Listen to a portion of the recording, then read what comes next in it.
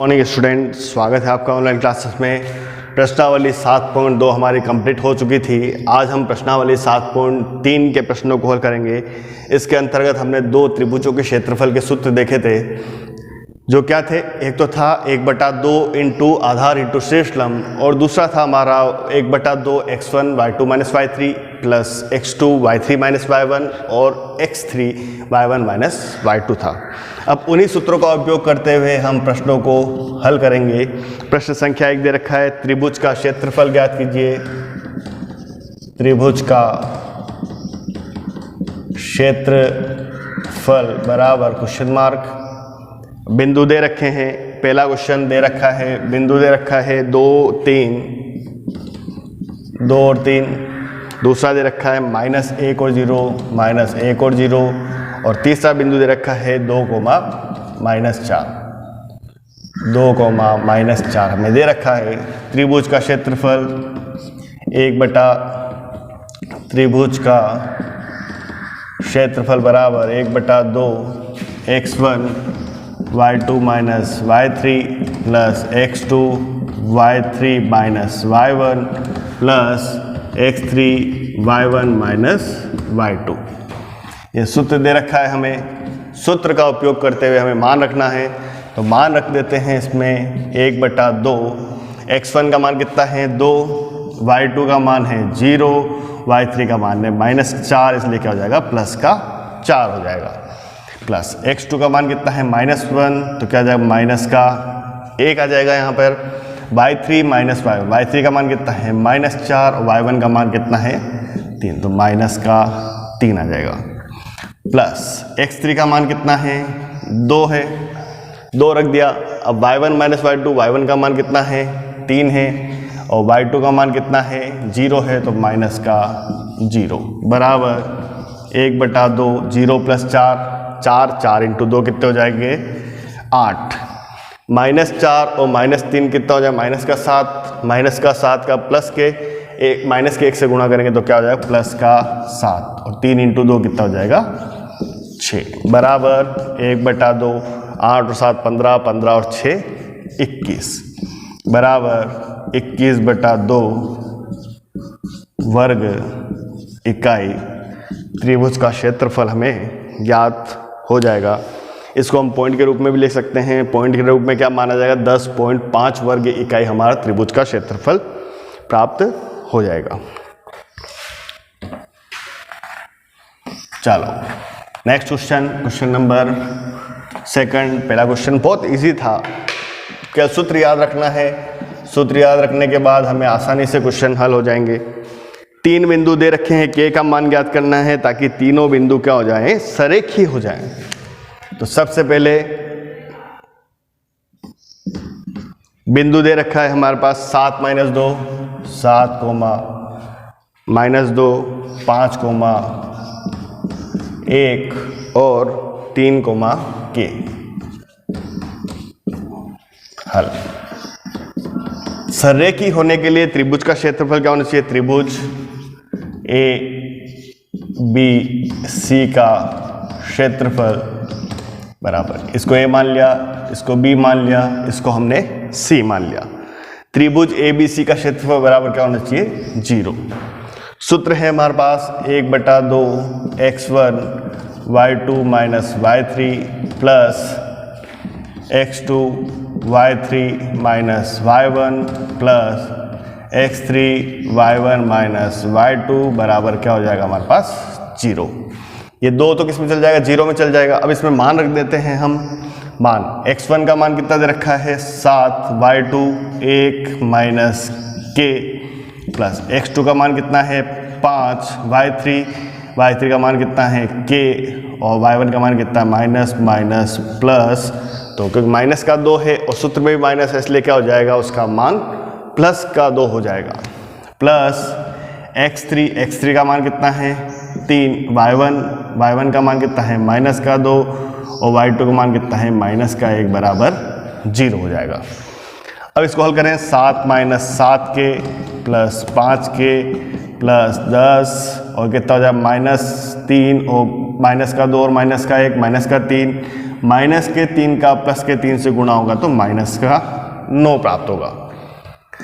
Minus का 7 के और प्लस का 5 के, माइनस का 2 के, 10 और 7 17, 17 में से 9 गए तो क्या आ जाएगा प्लस का 8।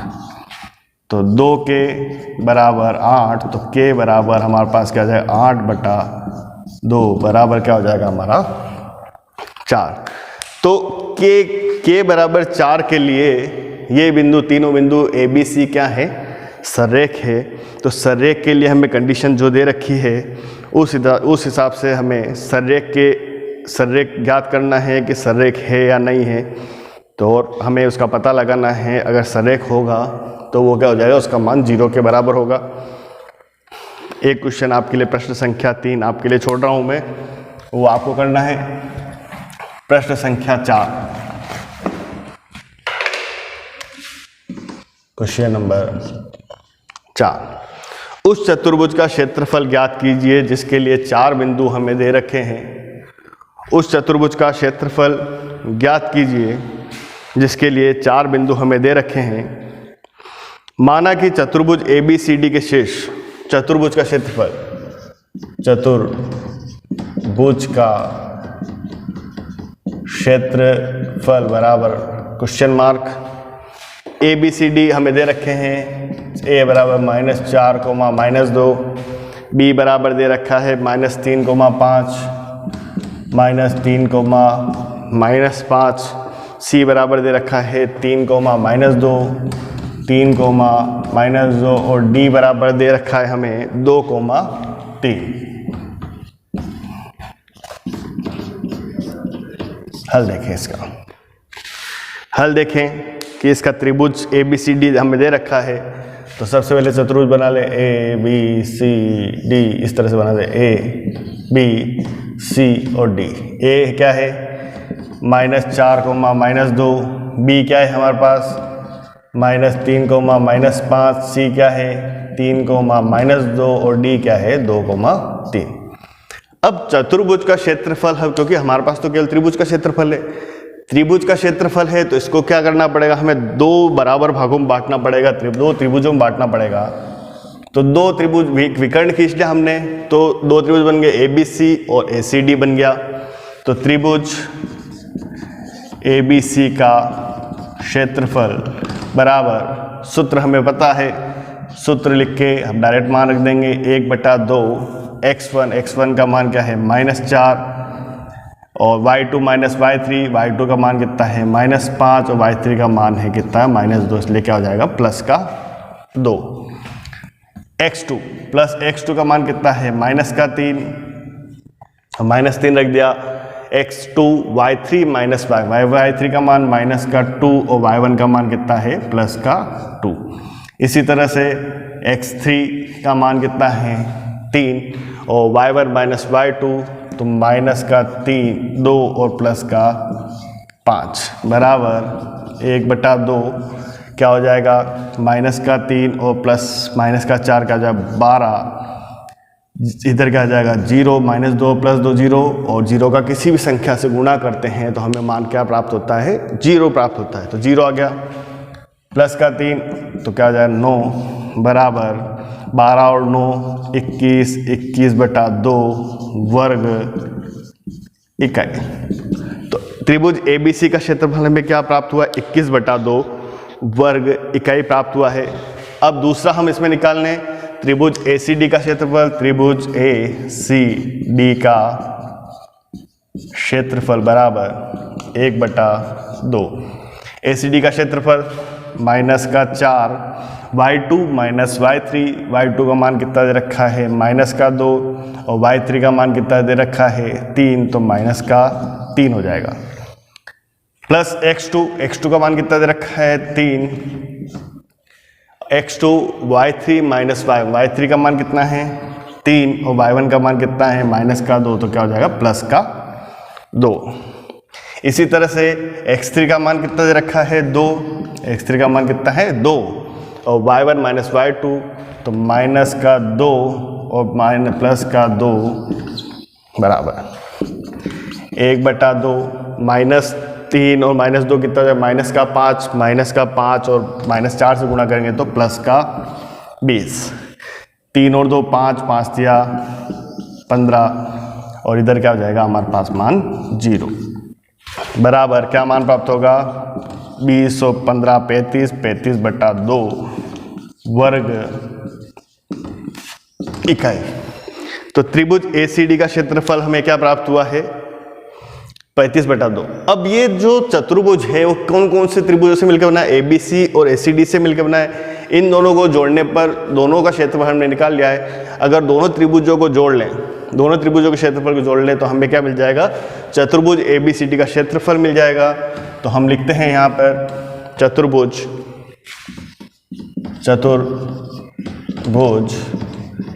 ABCD का क्षेत्रफल बराबर त्रिभुज ABC का क्षेत्रफल प्लस त्रिभुज ACD का क्षेत्रफल बराबर कितना हो जाएगा 21/2 प्लस 35/2। 21 और 35 को जोड़ेंगे तो 50 और 56/2 बराबर कितना हो जाएगा 28 वर्ग इकाई।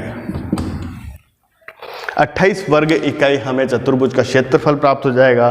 तो इस प्रकार से क्वेश्चन को समझना है। समझने के बाद हमें क्वेश्चन को हल करना है कि उसमें क्या चीज़ दे रखी है, क्या चीज़ नहीं दे रखी है, ये करना है। अब इसका इस प्रश्नावली का और इस अध्याय का लास्ट क्वेश्चन हम प्रश्न संख्या 5 कर रहे हैं।